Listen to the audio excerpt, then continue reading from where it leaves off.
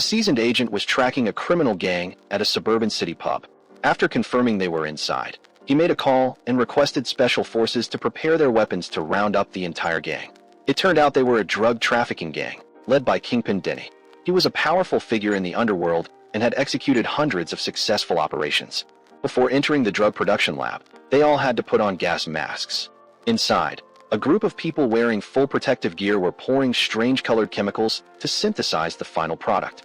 The Kingpin asked if the goods were ready, as they had to be delivered to other gangs. As soon as the quantity was confirmed, he told Broker to get ready to ship the consignment.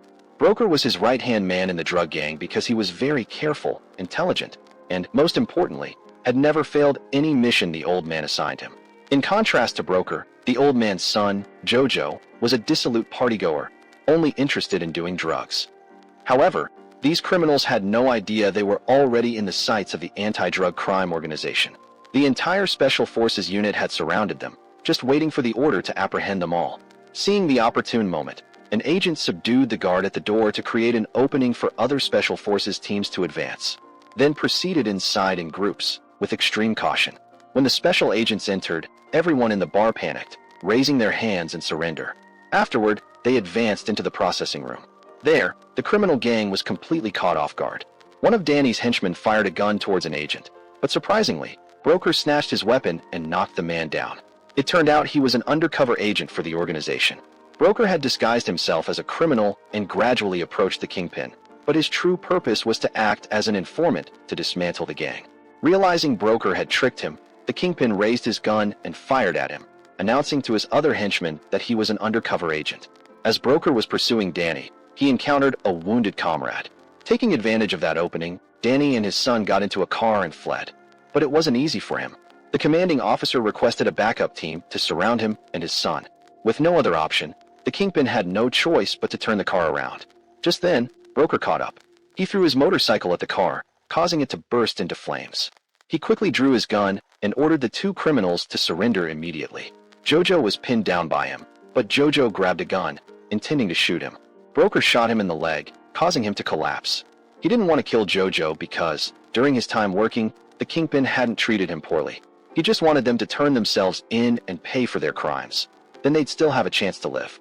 However, the police force deemed his actions dangerous and shot the man in front of Danny. The old man screamed furiously and cursed at Broker. Danny vowed to get revenge and make sure Broker's children and family wouldn't live in peace. Displeased with the police's rashness, Danny questioned them, but the police chief stated it was the law, which greatly angered Broker. He turned and walked away, despite the officer warning him he'd be demoted if he didn't respect his superiors. But at this point, Broker had no more interest in such dangerous work. Moreover, fearing everything would affect his daughter's safety, he decided to retire and never participate in any mission again. He and his daughter moved to an unfamiliar place and lived a peaceful life. But it wasn't long before an unfortunate incident turned everything upside down. One day, his daughter Maddie was playing in the children's area when a group of boys ran up, teasing her and blocking her path. Despite Maddie politely saying, "Stop it and give back my hat," the boys only became bolder. They not only refused to return it, but also pushed her hard, causing her to fall to the ground. Enraged by these kids, Maddie gave one of them a good beating. The teacher ran out to intervene and called the parents of both students to resolve the matter. At this time, Broker was renovating his house when he received an urgent call to the school, which made him worried, fearing something had happened to Maddie. Upon arriving at school, the teacher informed him that it was just a trivial children's argument, but the boys' parents were different. Seeing their son's nose scratched from a punch, the mother angrily cursed loudly in the principal's office. The boy's mother, upon seeing Broker, aggressively advanced towards him and unleashed a torrent of curses. Seeing this short, scrawny woman with such a loud mouth, Broker didn't want to argue much. It turned out she was Cassie, and this wasn't the first time she had caused a scene at school because of her precious son. Last time, this woman even threatened the principal. When he asked Maddie what happened, she said she needed to do that to protect herself. This cool-headed personality was clearly inherited from him, so Broker had no choice but to accept it. Furthermore, he was the one who taught her some self-defense moves, so if the teacher blamed her, he was partly at fault too. Additionally, since her mother had recently passed away, Maddie was very sad, often withdrawing and always trying to appear strong. As father and daughter were leaving, they encountered Teddy's parents outside the school gate. They still weren't letting Broker off the hook. Jimmy, the fat kid's father, approached and started to pick a fight with him, but because the police were there, he didn't dare do anything extreme. But Cassie, from behind, continuously egged her husband on. Give him a few. But he taught this guy a lesson. The police testified that Jimmy initiated the aggression and Broker merely acted in self-defense, so he wasn't arrested for assault. But this incident made Cassie and the teachers at the school take notice of him. Judging by Cassie's gaze, this woman certainly wouldn't let go of someone who had messed with her husband and child. She furiously cursed her husband, calling him a coward for being beaten by Broker in front of many people. As someone with high self-respect and who held grudges, she would find every way to make Broker's family pay. Cassie decided to meet her older brother to ask for help. The person she referred to was Gator, a cunning and ruthless local drug lord, who would do anything to control his territory and protect his personal interests. This guy once beat up a group of teenagers who were using homemade drugs because he believed it would break his monopoly. If everyone could make their own white powder, who would buy Gator's stuff anymore? As a warning, Gator pressed hard on a young man's leg and threatened that they should never gather to use drugs again, making the whole group run away in fear. In the warm house, Broker was coaxing his daughter to sleep. He praised her, saying she did very well today and that what Maddie did was completely right. Encouraged by her father, the little girl was very happy. However, she also feared that her father would get into trouble because of this. But Broker said this incident was just a storm in a teacup, and he had faced many scarier things. At the same time, Gator returned home and was told by Cassie about the morning's events. He merely said that being hit a few times wasn't a big deal and that she shouldn't worry too much. Nevertheless, Cassie was bitter about the incident and tried to persuade him to go confront Broker and give him a beating, even just as a warning. Feeling sorry for Cassie, Gator agreed to help her, not forgetting to give the woman some drugs to shock her back to her senses. Everything continued strangely normally, like the calm before a storm.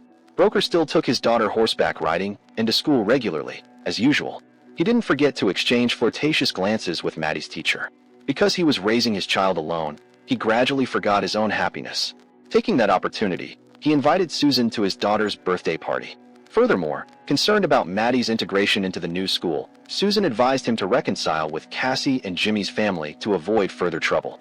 Following her advice, he went to Jimmy's workplace. He was a foreman at the factory. Seeing Broker arrive, Jimmy was quite surprised. Broker said he wanted the two sides to reconcile and agreed to do anything to appease them.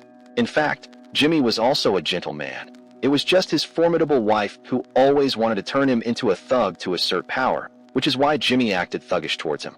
All he wanted was an apology from Broker to their whole family, nothing major. Of course, Broker immediately agreed, and Jimmy said, "All right, you can go."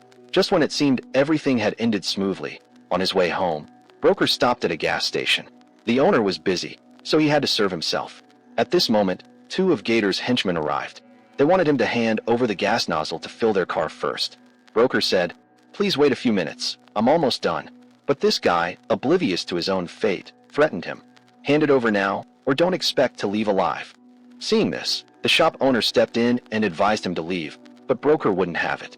He punched him in the stomach and slammed his head against the nearby gas pump.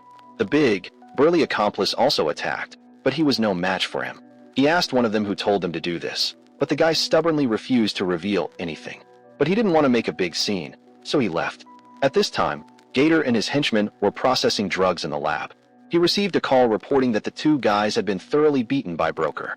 Gator, enraged, said this time he would personally deal with him. When Broker picked Maddie up from school, the little girl noticed the wound on his hand and asked what had happened, but he merely brushed it off. As father and daughter were talking, a police car pulled him over. It was Keith.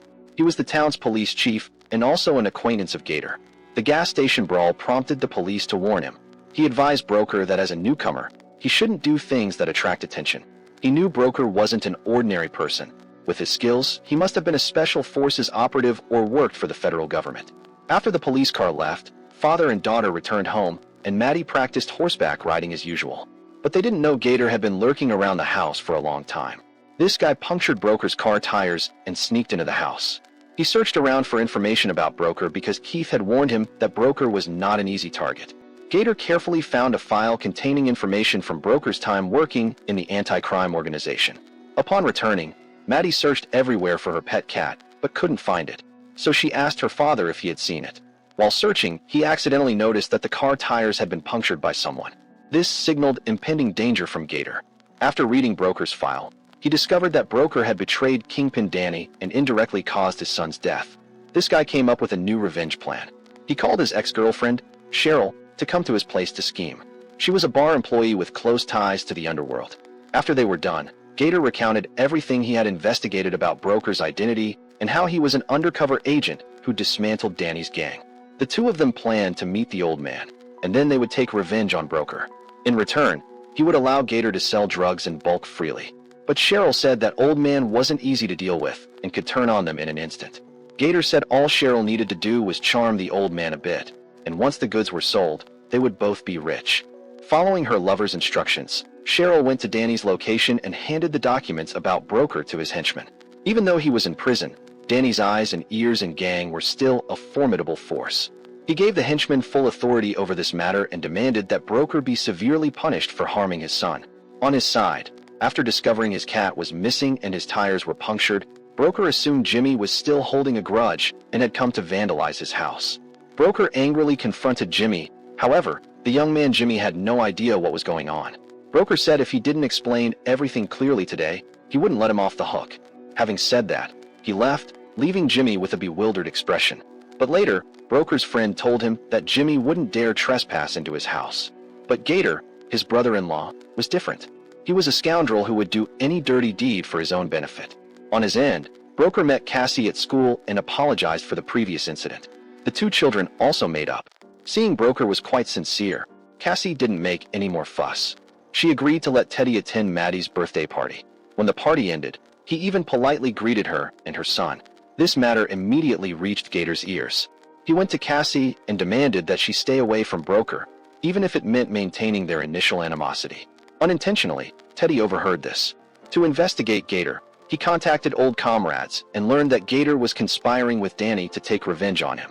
They dispatched a group of assassins to the town where he was living. He couldn't let Gator harm his daughter, so the next morning he proactively sought him out and found him sitting with Cheryl. Broker got straight to the point, saying whatever they wanted, they should target adults and not involve children.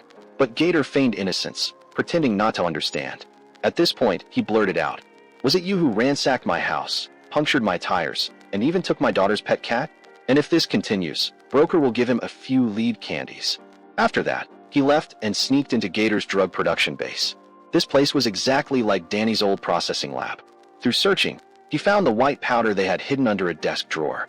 Then he improvised some Molotov cocktails to blow the place up. When he unexpectedly found Maddie's pet cat, he was about to pick it up when a gun was pressed against Broker's head. Broker spun around quickly, knocked the gun away, and punched the guy in the groin. He used the gun, but to strike him unconscious. When he wasn't paying attention, one of Gator's henchmen ambushed him. When he woke up, they were drowning him. These two were the same guys he had injured at the gas station last time. They freely tortured him to avenge that day's grudge. With both hands tied, Broker had to endure the torment. But when he heard these thugs say they would harm his daughter, Broker couldn't take it anymore. He struggled free from their grip and attacked these scoundrels. All three ganged up on him, but they were no match for a former agent with many years of military service experience. He simultaneously dodged the criminals' attacks and managed to untie himself. Once his hands were free, he swung a powerful punch at the long-haired guy. Next, he stabbed another guy's hand. As for the one who had been loudly challenging him just now, Broker kicked him hard into the water tank. Knowing this would escalate, Broker had to prepare some things to deal with Gator's and Danny's drug gangs. First, he had to get Maddie to a safe place. Then, he asked Tito to pick up the two horses and take them somewhere else. Meanwhile, assassins from Danny's gang had stealthily taken up ambush positions around the house. Tito heard a strange noise and managed to get out of the way in time. Waiting for the assassin to approach, he lunged out and attacked him. Tito relied on his large build to pin the guy down, but the other man was well trained, so Tito was no match for him. Luckily, before the man could shoot him, Tito quickly used a stable rake and stabbed him. Then he honked the car horn to signal Broker that there was danger. The group of assassins, led by Cyrus, was observing from outside. Seeing this, he fired a shot, causing Tito to collapse. Broker quickly took his daughter to hide and told her to call 911 while he went to confront the assassins. Despite being very worried, the little girl calmly hid in a corner to stay safe and wait for her father to finish. Then, Broker opened his briefcase to retrieve the handgun he hadn't had a chance to use in a long time. From the window, he saw a man in black trying to run inside. As he opened the door, the man was immediately hit by a bullet. The gunshot startled Maddie, unintentionally revealing her hiding spot. An assassin discovered the little girl. He broke down the door to pursue her. A stray bullet narrowly missed him, allowing Maddie to escape. Broker realized he intended to harm his daughter. He jumped down to eliminate this guy, but another one had already seen the girl and was chasing her. Broker tried to intervene, but Cyrus fired at him, preventing Broker from escaping. Broker shot him, then ran to save Maddie before the man could harm her. He delivered a headshot to him. Suddenly, Cyrus caught up and attacked him. Maddie ran to the boathouse and encountered Cheryl. She also didn't want to harm a child, so she took Maddie to escape into the woods. Cyrus and Broker were locked in a fierce struggle. Cyrus pulled out a knife, while Broker was unarmed. However, it wouldn't be easy for him to defeat a former agent like Broker. Broker broke the man's arm and subdued him. He stabbed him several times, like stabbing a stuffed animal. It turned out Cheryl was only pretending to be good. This woman forced Maddie onto a boat and drove off. As he was turning back to get his car to pursue, the police force arrived.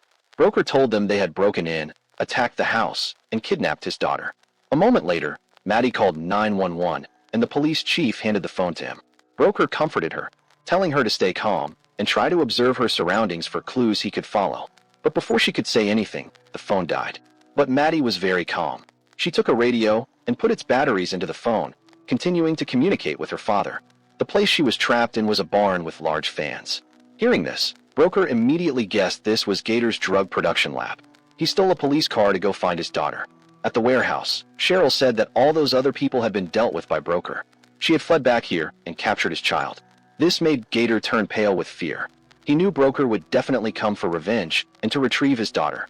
Gator cursed Cheryl, calling her an idiot and saying, "When Broker gets here, everyone will either be discovered by the police or, worse, killed by Broker." At this moment, Cassie and her husband arrived and confronted Gator about the incident. Although they were thugs, they wouldn't dare take a life like the mafia. Gator was in trouble. Cassie recognized Maddie's voice from inside the house. She accidentally flipped on the light switch to see clearly, but everything had been unwittingly set up by Broker. As soon as the lights came on, gasoline from the tanks ignited, causing them to explode. Cassie managed to rescue Maddie from the explosion in time. Witnessing his drug stash being incinerated, Gator vented his rage on Maddie. While Cassie tried to stop him from harming the little girl, they argued, causing Gator to lose control and accidentally shoot his sister in the stomach. Then, he forced Maddie into the car, heedless of her fate. Broker timely pursued his car from behind. Due to his size advantage, Gator rammed the police car driven by Broker, sending it flying. Seeing Gator about to drive across the bridge, the police chief requested the port control room to open the bridge, blocking his way. But this guy stubbornly crossed the barrier. Broker pursued from behind, but unfortunately, his car crashed into the bridge railing and flipped over. Gator, like a madman, grabbed his gun and headed towards Broker, intending to eliminate him. Maddie, seeing her father in danger, ran out to plead with Gator, but he threatened her. At this moment, Broker had emerged unbeknownst to them and subdued Gator, causing him to collapse. Not stopping there, he punched him hard in the face, making blood gush out. As he was about to shoot Gator, the sight of his daughter standing in front of him made him stop. He didn't want her to be traumatized by such a savage act. Everything ended here. Cheryl and Gator were escorted by the police to detention. Cassie fortunately was still alive, but Broker wasn't done with this matter. He went to the prison to threaten Danny and said he would wait until the old man was released. Then the two of them would settle things. The movie ends here. How did you feel about this movie? Please leave your comments below the video.